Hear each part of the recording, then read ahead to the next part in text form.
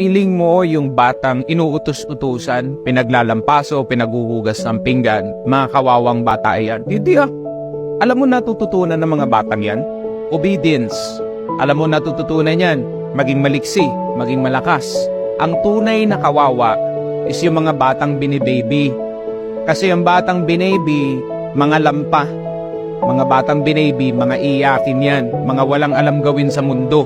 Paglabas niyan sa puder ng kanilang magulang, sasabihin ko sa ito yung mga batang to, mga batugan, tignan mo. Mapagalitan lang ng boss, iiyak yan, tapos magre-resign.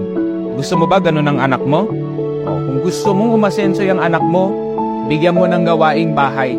Matinding pundasyon yan para makatikim ng tunay na buhay yung batang yan. Mamili ka, malakas na bata or mahina. O ikaw, kapwa magulang ko, ikaw ang pipili niyan. Babyhin mo, lampay ang anak mo. Turuan mo ng tunay na buhay, aasenso yan.